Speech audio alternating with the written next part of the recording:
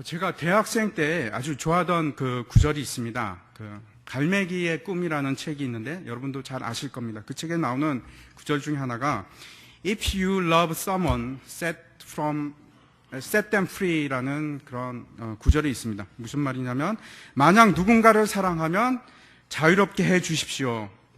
만약 돌아온다면 당신의 것이고 만약 돌아오지 않는다면 결코 당신의 것이 아닙니다 하는 그런 구절입니다. 그때는 그 말이 너무나 멋지게 제가 들렸습니다. 그래서 또 그것이 참 진리다 이렇게 생각을 했습니다. 제가 이제 신촌에, 서울에 있는 그 신촌에 가면은 갈매기의 꿈이라는 그 술집이 있었습니다.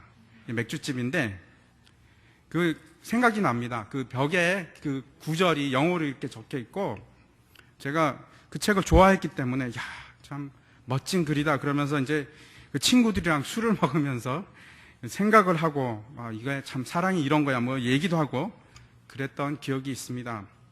한번 여러분 생각은 어떠십니까? 만약에 내가 어떤 사랑하는 사람이 있는데 그 사람이 떠난다면 어떻게 해야 됩니까?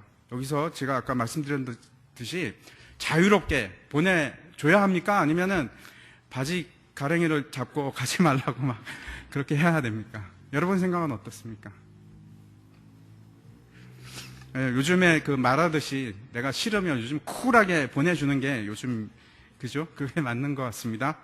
그런데 요즘에는 그렇지만 사랑이라는 말은 여러분 굉장히 중요한 단어입니다. 세상 어디에서나 시대를 막론하고 사랑보다 더 많이 언급되는 주제는 없습니다. 책에서도 그렇고 노래에서도 그렇고 영화에서도 그렇고 드라마도 한번 생각해 보십시오. 사랑 빼고 무슨 얘기가 전개가 되겠습니까? 사랑을 빼면은 노래도 흥이 안 나고 드라마도 뭐 적어도 요즘에는 삼각관계, 사각관계 뭐 그렇게 나가야지 그래도 좀 뭐가 좀 흥미가 진진하구나 하는 생각을 가지지 않겠습니까? 사상이든지 철학이든지 빠지지 않는 주제가 바로 사랑입니다. 심리학자들이 말하기를 사람은 사랑받고 싶은 욕구가 인간의 가장 기본적인 근본적인 욕구라고 합니다. 정서적 욕구라고 합니다. 그 정서 탱크라는 것이 있는데 그것이 채워주지 못하면 사람들이 분노를 일으킨다고 합니다. 그래서 사람이 사랑을 위해서라면 보통은 무엇이든지 합니다. 태평양도 건너가고 높은 산도 올라가고 심지어는 국경을 넘어서도 사랑을 합니다. 그러나 사랑은 우리가 굉장히 혼동하기 쉬운 단어 중에 하나입니다. 굉장히 혼란스러운 단어입니다. 아주 옛날부터 많은 사람들이 사랑에 대한 정의를 내렸습니다. 제가 한번 찾아보았습니다. 인터넷에서 찾아보니까 사랑에 대한 정의가 너무나 많고 다양해서 이것이 사랑이다 이렇게 말할 수가 없을 것 같습니다. 그 사랑에 대해서 얘기했던 사람 중 하나가 이제 대표적인 사람이 에릭 프롬입니다. 그 헬라어에 사랑에 해당하는 말이 여러 가지가 있습니다. 그 여러 가지 중에서 우리가 잘 알고 있는 아가페, 그 다음에 에로스, 그 다음에 스토르게, 그 다음에 필리아 이런 말들이 있습니다.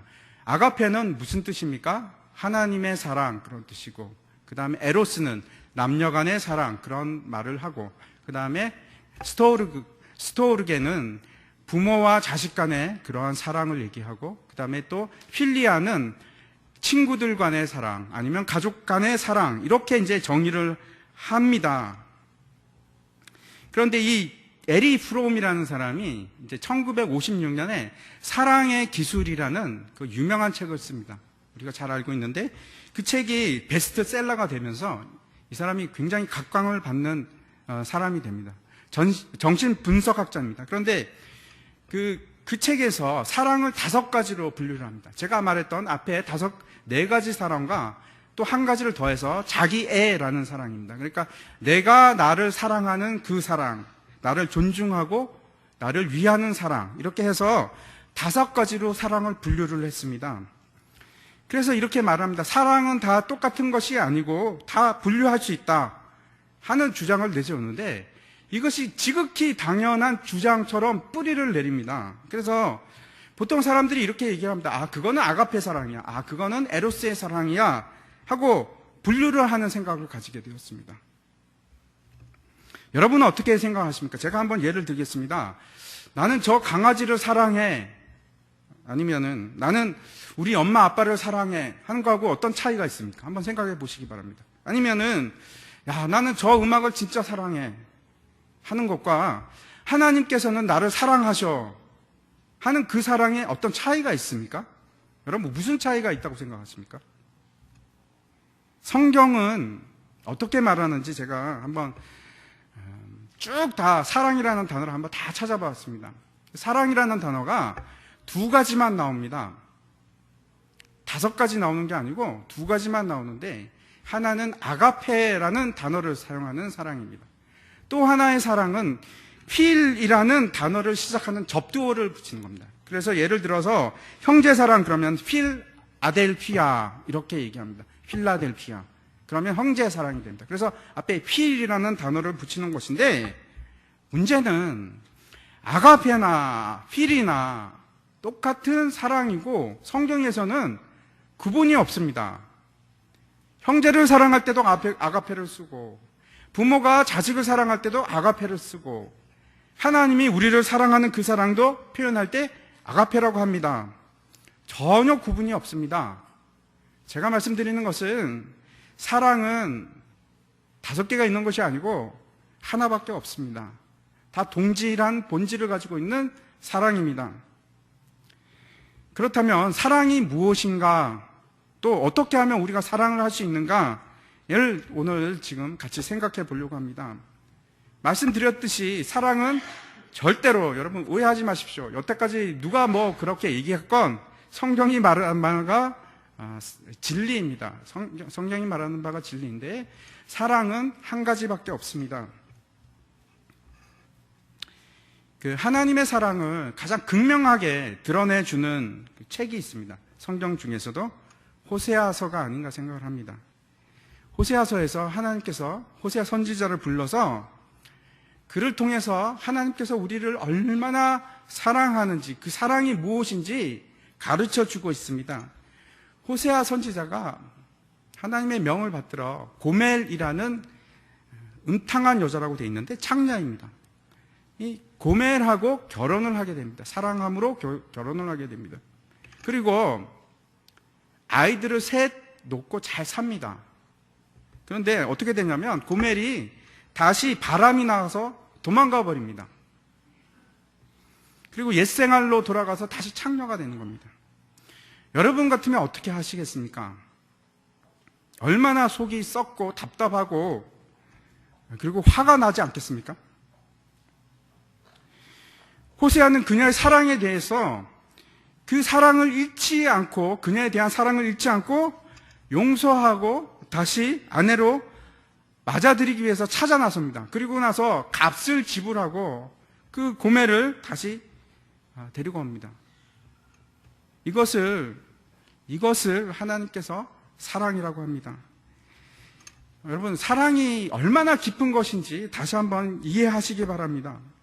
그냥 우리가 말하는 얄팍한 감정의 수준에 머물러 있는 것이 사랑이 아닙니다. 사랑이라는 것은 굉장히 놀라운 것이고 굉장히 위대한 것입니다.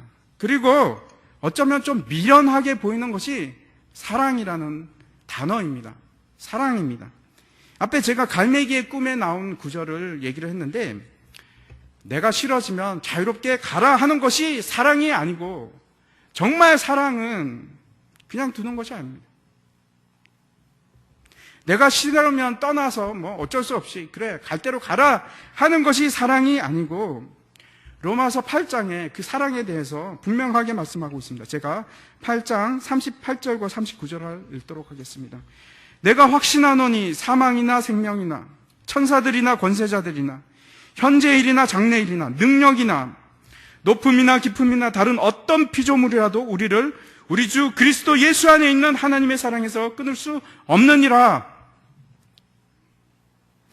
어떠한 것들도, 어떠한 피조물도 하나님과 우리의 사이를 끊을 수 없는 그 놀라운 사랑을 하나님께서는 지금 아가페, 사랑이라고 얘기를 하는 겁니다. 제가 한번 말씀을 드린 적이 있는데, 제가 이제 이란에 있을 때 사업을 했습니다. 근데 뭐 다 아시겠지만 사업하는 게 뭐가 쉽겠습니까? 사업이 너무나 굉장히 힘들 때가 있었습니다. 너무나 억울하고 답답하고 손해가 그때 막심했습니다. 손해도 크고 제가 할 수 있는 일이 그냥 하나님께 고래고래 소리 지르면서 기도하는 것밖에, 하소연하는 것밖에 그때 없었습니다. 아침에 제가 막 기도를 하는데 하나님께서 너무나 분명하게 저에게 말씀을 하셨습니다. 내가 너를 사랑하느냐? 네가 나를 사랑하느냐? 네가 나를 사랑하느냐? 3번을 저한테 물으셨습니다. 제가 그렇게 대답했는데, 예, 제가 하나님 사랑합니다.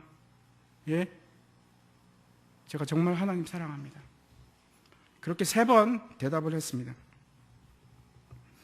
그런데 다시 하나님께서 저에게 말씀하시기를, 그러면 네 딸을 내가 데려가겠다. 그래도 괜찮겠느냐? 그렇게 말씀을 하셨습니다. 제가 얼마나 놀랐는지 막 가슴이 철렁하면서, 아니 하나님, 제가 제 딸을 얼마나 사랑하는지 하나님 아시지 않습니까? 어떻게 제 딸을 달라고 하십니까? 하나님 안 됩니다. 그럴 수가 없습니다. 저는 하나님, 제가 무슨 아브라함입니까? 왜 저에게 딸을 달라고 하십니까? 하나님, 그러지 마십시오. 여러분도 아마 자녀가 계신 분들은 제 심정을 이해하시리라고 생각합니다. 부모라면 자신의 목숨보다, 내 자신의 목숨보다 때로는 자녀의 목숨이 훨씬 더 귀중하지 않겠습니까? 그것이 당연하다고 저는 생각을 합니다. 근데 그때 하나님께서 제게 하시는 말씀이, 나는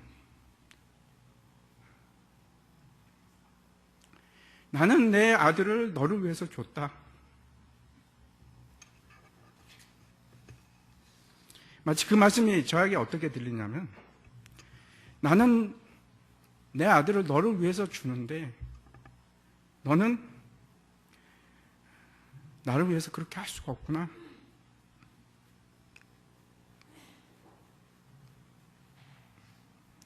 나는 너를 그렇게 사랑하는데 너는 나한테 그렇게 할 수가 없구나. 그러면서 하시는 말씀이, 사랑이 아니면 아무것도 아니다. 그렇게 말씀하셨습니다. 제가 그때 얼마나 울었는지 모르겠습니다. 한 2시간은 울었던 것 같습니다.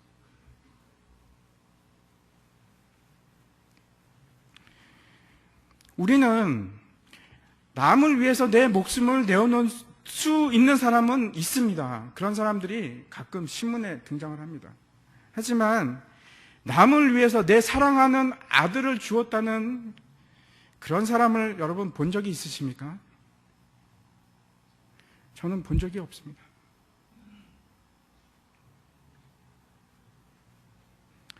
그 말씀이 오늘 본문의 9절과 10절의 말씀입니다.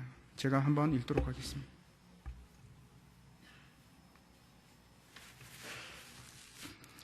하나님의 사랑이 우리에게 이렇게 나타난 바 되었으니, 하나님이 자기의 독생자를 세상에 보내심은 그로 말미암아 우리를 살리려 하심이라. 사랑은 여기 있으니 우리가 하나님을 사랑한 것이 아니요 하나님이 우리를 사랑하사 우리 죄를 속하기 위하여 화목제물로 그 아들을 보내셨습니다.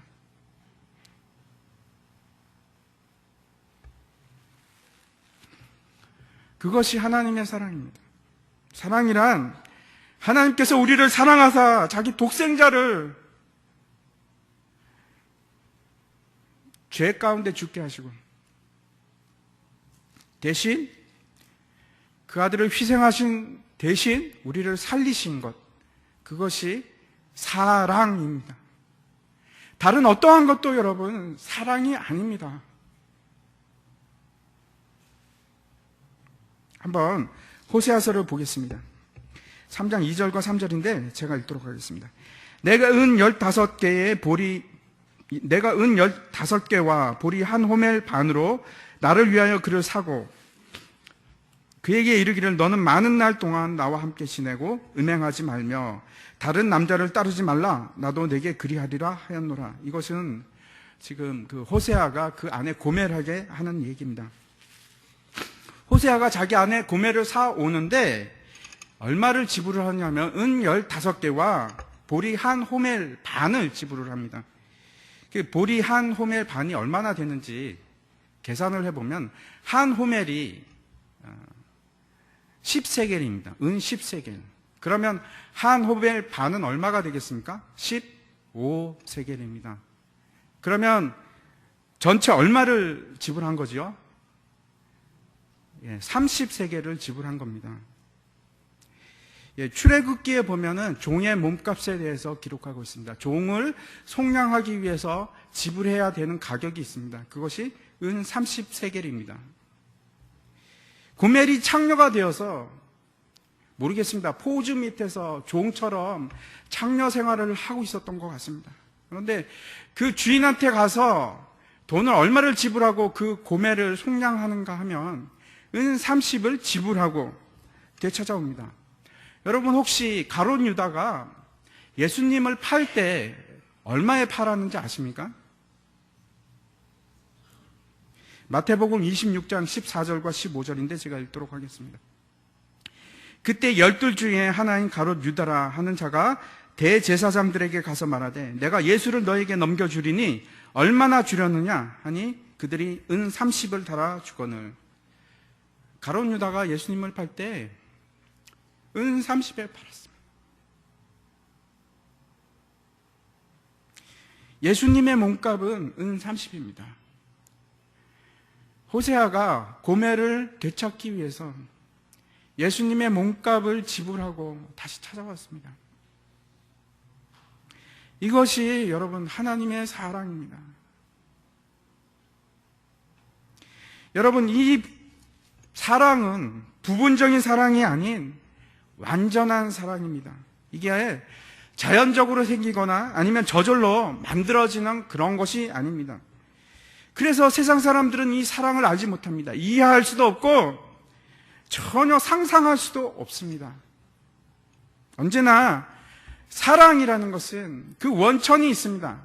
사랑은 아무 곳에서나 생기는 것이 아니고 사랑의 원천은 하나님입니다. 하나님으로부터만 사랑이 존재합니다. 그래서 사랑은 하나님께 속한 것이 됩니다. 여러분, 사랑은 우리 것이 아닙니다.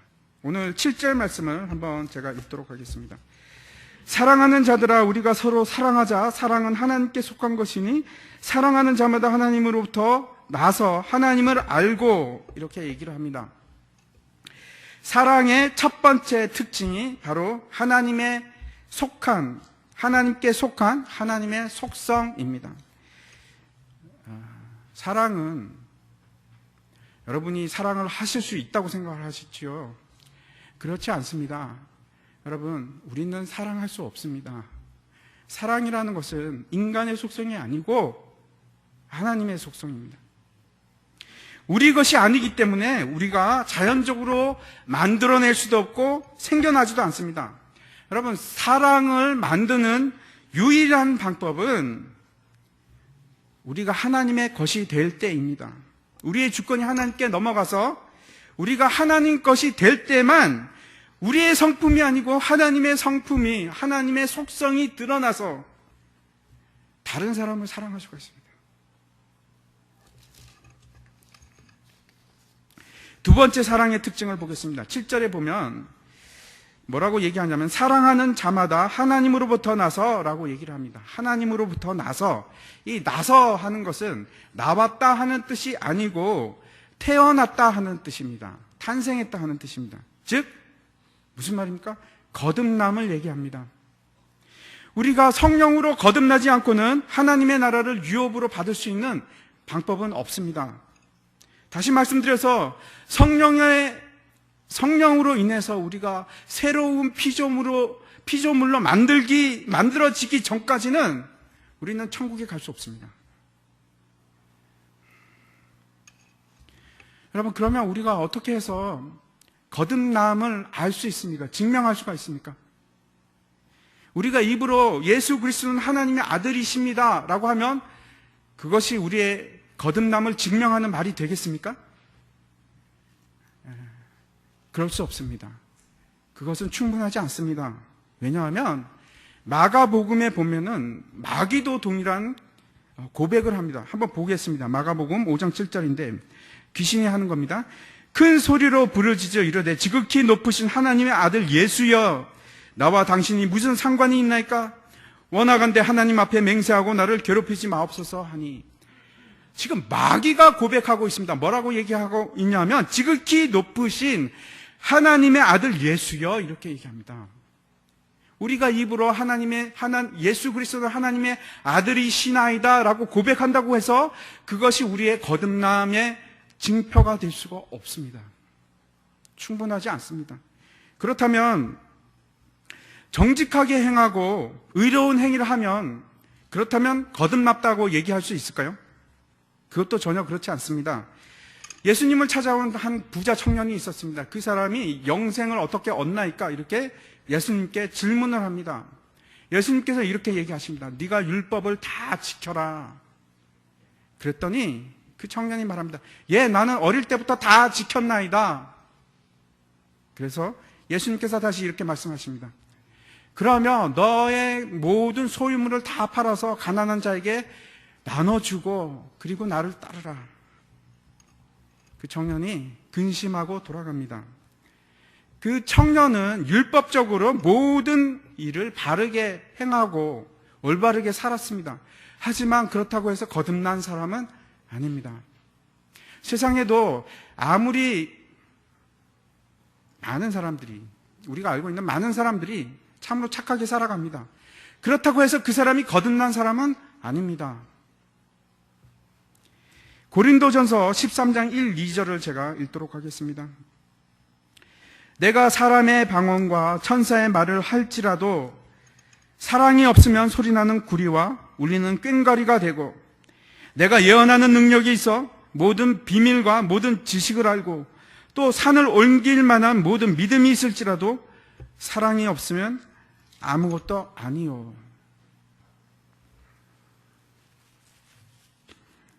만약에 어떤 사람이 방언을 말하고 천사의 말을 할지라도 사랑이 없으면 아무것도 아니라고 합니다.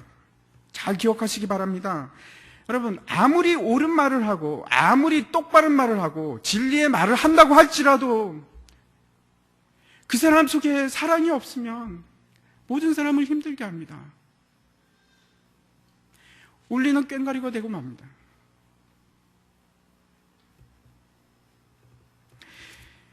심지어는 하나님의 말씀에 대한 깊은 지식이 있다고 할지라도, 심지어는 산을 옮길 수 있는 큰 믿음이 있다고 할지라도 그 속에 사랑이 없으면 아무것도 아니라고 성경은 얘기를 합니다.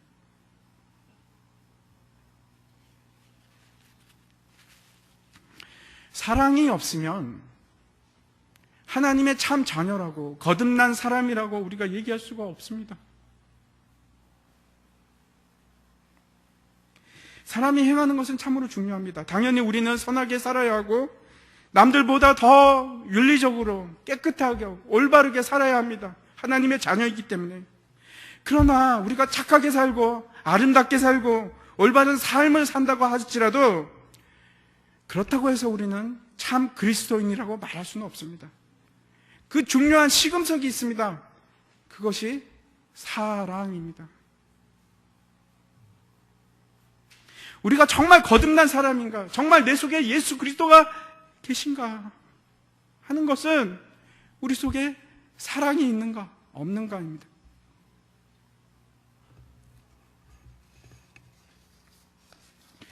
세 번째 특징에 대해서 계속해서 7절에 나와 있습니다. 한번 다시 제가 보도록 하겠습니다. 사랑하는 자들아, 우리가 서로 사랑하자. 사랑은 하나님께 속한 것이니 사랑하는 자마다 하나님으로부터 나서 하나님을 알고 이렇게 얘기합니다. 하나님을 아는 것이 세 번째 특징입니다. 물론 처음부터 하나님을 모두 알게 되는 것은 아닙니다. 하지만 조금씩 하나님을 더 많이 알아가게 됩니다. 처음에는 어린아이와 같았지만 나중에는 장성한 사람같이 되고, 처음에는 희미한 거울을 보는 것 같이 느껴졌지만 나중에는 얼굴과 얼굴을 맞대는 것처럼 그렇게 뚜렷해집니다. 하나님을 아는 지식이. 호세아서에 보면 이렇게 얘기합니다. 4장 1절부터 2절 그리고 6절을 제가 읽겠습니다. 이스라엘 자손들아, 여호와의 말씀을 들으라. 여호와께서 이 땅 주민과 논쟁하시나니 이 땅에는 진실도 없고 인애도 없고 하나님을 아는 지식도 없고 오직 저주와 속임과 살인과 도둑질과 가는뿐이라. 가는뿐이요 포악하여 피가 피를 뒤이음이라. 내 백성이 지식이 없으므로 망하는도다. 내가 지식을 버렸으니 나도 너를 버려 내 제사장이 되지 못하게 할 것이요 내가 내 하나님의 율법을 잊었으니 나도 내 자녀들을 잊어버리리라. 하나님을 아는 지식이 없어지면 땅이 황폐해지고 사람들이 죄악 속에 물들어 갑니다. 하나님께서는 내 백성이 나를 아는 지식이 없으므로 망해간다고 얘기를 합니다. 여러분, 우리는 사랑을 통해서 하나님을 알아갑니다. 하나님을 알지 못하는 사람들의 특징이 있습니다. 하나님을 알지 못하는 사람들의 특징은 사랑하지 못합니다. 제가 말씀드리는 것은 그래서 우리가 하나님을 알기 위해서 성경 공부를 합시다 하는 말이 아닙니다. 분명히 기억하시기 바랍니다. 여기서 안다는 것은 지식으로 아는 것이 아니고 체험으로 아는 지식을 얘기하는 것입니다. 여러분, 내가 어떤 사람을 안다는 것은 사진을 보거나 그리고 그 프로필을 보고 그 사람 배경을 보고 알 수는 있습니다. 하지만 그 사람을 사랑하지는 못합니다. 여러분, 사진만 보고 사랑할 수 있습니까? 만약에 그럴 수 있다면 그거는 일시적인 감정입니다. 그것을 사랑이라고 하지 않습니다. 사랑이라는 것은 반드시 그 사람과 교제의 시간을 가지는 것입니다.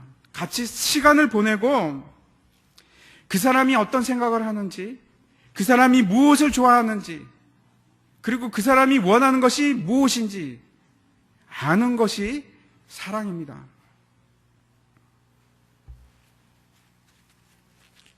남자와 여자가 만나서 이제 처음 본 순간에 한눈에 반했어요. 이런 말을 합니다. 그런데 우리는 그것을 사랑이라고 하지 않습니다. 그런 것을 무엇이라고 하냐면 사로잡힌 감정이라고 얘기합니다. 얼마든지 여러분 잘못된 정보로 우리는 사랑한다고 이야기할 수가 있습니다. 그러나 정말 사랑한다는 것은 여러분 서로를 체험하며 알아가는 것을 우리가 사랑이라고 합니다.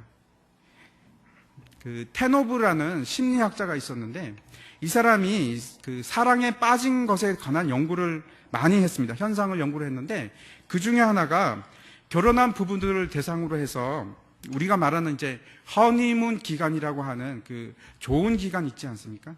신혼 기간을 어느 때까지 서로의 그 사랑하는 감정이 유지를 되는지 조사를 했습니다. 어느 정도 가느냐 하면 평균 2년 갑니다. 2년.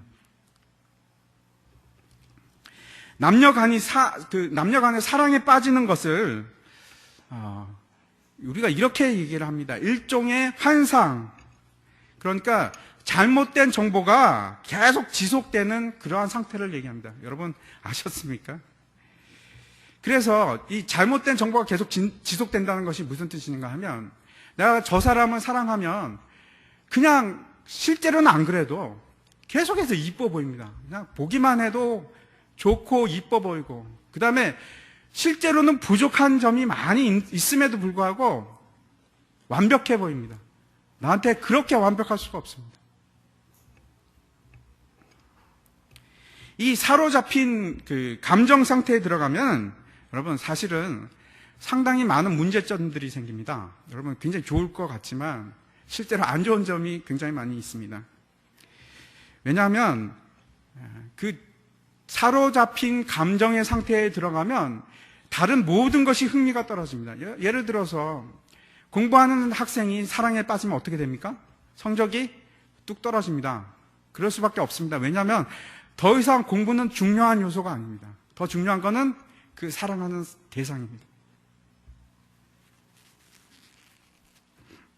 사랑에 빠진 사람들에게 행복감은 사람들에게 환상을 주는데 마치 자신이 이타적인 사랑을 하는 것처럼 느끼게 환상에 젖어들게 합니다. 그런데 문제는 사람은 절대로 이타적이지가 않습니다. 그래서 그것이 끝나는 순간 다시 본래 위치, 이기적인 사랑으로 돌아갑니다. 사랑에 빠지면 현실이 아니라 환상 속에서 살아가는데 그 환상이 점점 끝나가면 그 다음에 나타나는 것은 다시 자기 중심적인 사고가 나타납니다. 그래서 요구가 생기고 욕심이 나고 다시 미움이 생기기 시작합니다. 그래서 한 2년 지나면 이제 싸움이 시작되죠. 그렇지 않습니까? 그 전에도 싸우기는 합니다. 이 사랑에 사로잡힌 감정은 절대로 영원히 지속되지 않습니다. 그리고 진짜 사랑은 그 다음부터 시작하는 겁니다. 문제는 이 진짜 사랑을 시작을 해야 되는데 사람들이 다시 그 환상 속의 사랑이 진짜인 줄 알고 그것을 찾습니다. 근데 그것은 진짜 사랑이 아닙니다. 그것은 사랑에 대한 대체 욕구를 만족시키는 어떤 것들입니다. 진짜 사랑은 언제나 진짜 사랑은 하나님으로부터 시작합니다. 여러분이 그것을 선택하셔야 합니다. 하나님께 속한 사랑은 하나님을 알아감으로, 즉 하나님에 대한 알므로부터 시작합니다. 다시 말씀드려서 하나님을 사랑하는 것은 여러분 하나님을 알아가는 과정입니다. 하나님을 알아갈수록 그 어마어마하고 엄청난 사랑이 어떤 것인지 여러분 점점 더 놀라게 됩니다. 그리고 그 멋진 사랑 때문에 기가 막혀 합니다. 그것이 하나님의 사랑입니다. 하나님의 사랑에 대해서 알아갈수록 하나님에 대한 지식이 쌓여갈수록 우리가 발견하는 것이 있습니다. 제일 중요한 것이 무엇인지 알게 됩니다. 사랑입니다. 사랑.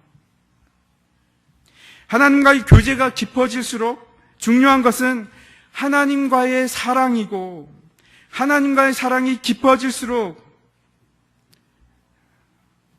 내 속에서 내 형제를 사랑하는 마음이 생겨납니다. 여러분, 우리가 사랑을 이룰 때 만들어지는 것이 있습니다. 16절을 한번 보도록 하겠습니다. 하나님이 우리를 사랑하시는 사랑을 우리가 알고 믿었노니 하나님은 사랑이시라. 사랑 안에 거하는 자는 하나님 안에 거하고 하나님도 그의 안에 거하시느니라. 이 말씀은 이 요한복음 15장에 있는 말씀 내용하고 동일합니다. 제가 요한복음 15장 5절부터 8절까지 말씀을 읽도록 하겠습니다. 나는 포도나무여 너희는 가지라. 그가 내 안에 내가 그 안에 거하면 사람이 열매를 많이 맺나니 나를 떠나서는 너희가 아무것도 할 수 없음이라. 사람이 내 안에 거하지 아니하면 가지처럼 밖에 벌어져 마르나니 사람들이 그것을 모아다가 불에 던져 사르느니라.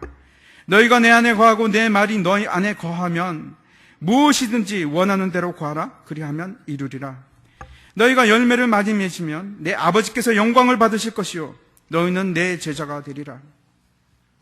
우리가 사랑을 하게 되면 결국 우리는 하나님 안에 거하는 것이 되고 하나님이 우리 안에 거하는 것이 됩니다. 다시 말씀드려서 우리는 하나님과 연합하게 됩니다.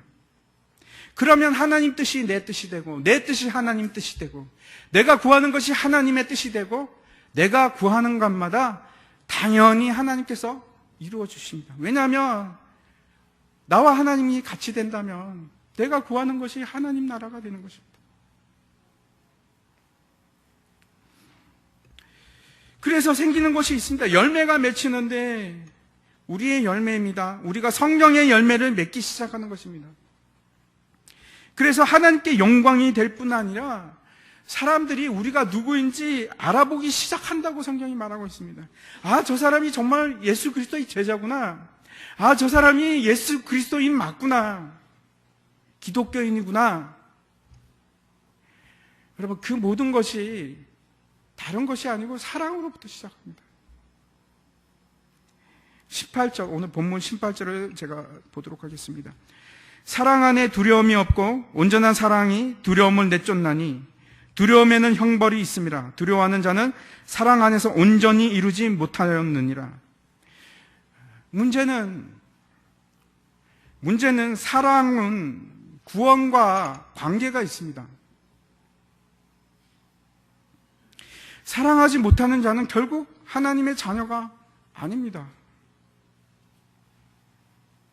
내가 만일 하나님의 자녀가 틀림없다면, 내 속에 성령님이 거하신다면 당연히 하나님의 속성이 드러나게 되어 있습니다. 그가 사랑 안에 거할 것이고 내가 그 안에 거하고 그의 속성이 나를 통해서 표현됩니다. 그것이 사랑입니다. 그래서 완전하게 만듭니다. 여러분, 놀라운 일이 있습니다. 이 사랑을 하게 되면 이 사랑이 우리를 변화시키는데 죄악이 사라지게끔 합니다. 결코 죄악이 두렵게 하지 못합니다. 왜 그러냐면 사랑이 우리를 완전하게 만들어 가기 때문에 그렇습니다.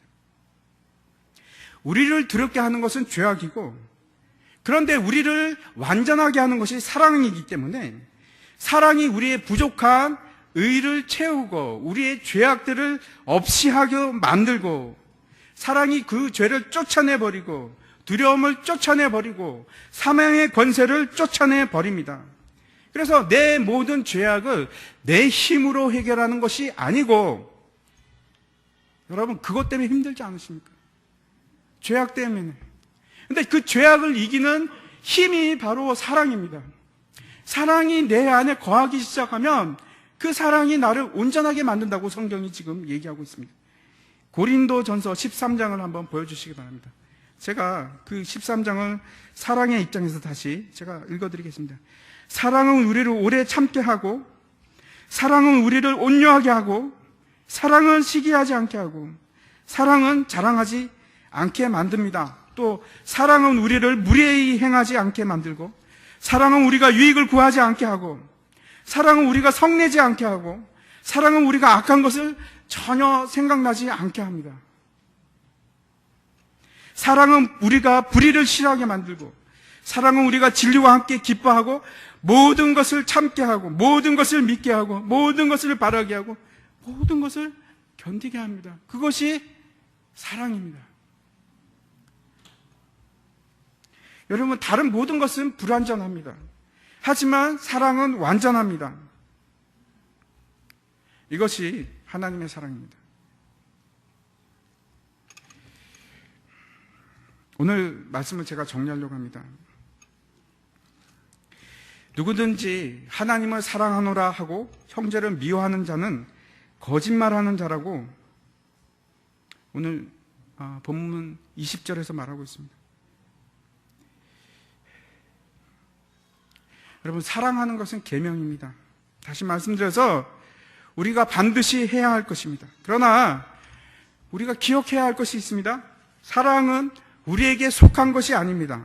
사랑은 하나님의 속성입니다. 그래서 우리가 자체적으로 만들어낼 수는 없습니다. 그러나 우리가 선택함으로 우리가 사랑을 이룰 수가 있습니다. 즉, 어떻게 하는 것이냐면 내가 하나님의 속함으로, 하나님의 것이 됨으로 내 마음의 주인 자리를 하나님께 내어드리는 것입니다. 성령님께 내어드리는 것입니다. 그래서 사랑은 우리의 선택입니다. 요한 사도는 그래서 우리에게 계속해서 사랑하라, 사랑하라, 사랑을 선택해라. 네 자신을 선택하지 말고 사랑을 선택해라. 네가 나타내는 미움을 선택하지 말고 사랑을 선택하라.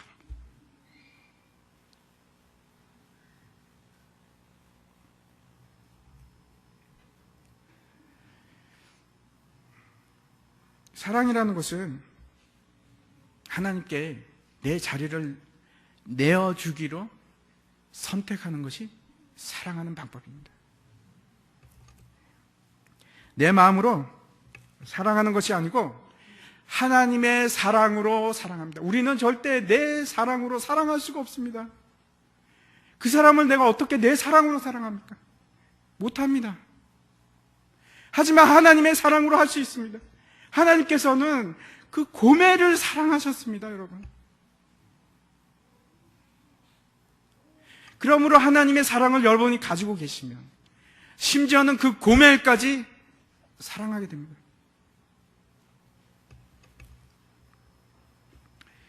하나님이 우리를 사랑하셨은즉 우리도 서로 사랑하는 것이 마땅하다, 이렇게 우리 오늘 요한 사도는 얘기하고 있습니다. 제가 참 겸손한 마음으로 여러분에게 부탁드립니다.